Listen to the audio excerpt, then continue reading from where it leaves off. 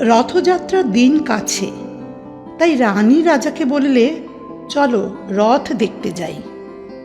রাজা বললে, আচ্ছা।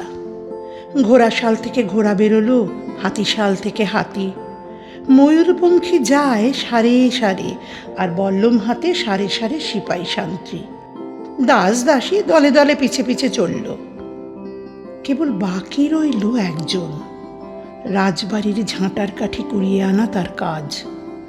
সর্দার এসে দয়া করে তাকে বললে, ওরে তুই যাবি তো, আয়।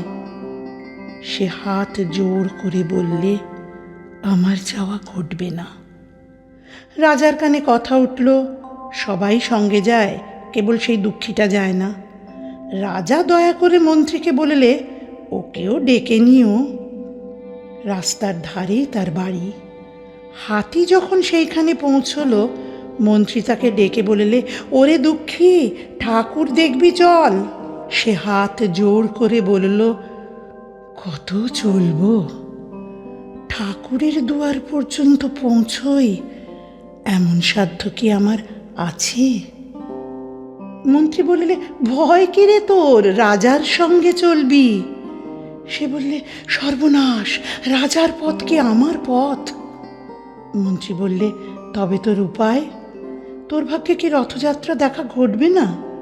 সে বললে, ঘটবে বই কি, ঠাকুর তো রথে করেই আমার দুয়ারে আসেন। মন্ত্রী হেসে উঠল, বললে, তোর দুয়ারে রথের চিহ্ন কই? দুঃখী বললে, তার রথের চিহ্ন পড়ে না। মন্ত্রী বললে, কেন বলতো? দুঃখী বললে, তিনি যে আসেন পুষ্পক রথে। মন্ত্রী বললে, কই রে সেই রথ? দুঃখী দেখিয়ে দিলে, তার দুয়ারের দুই পাশে দুটি সূর্যমুখী ফুটে আছে।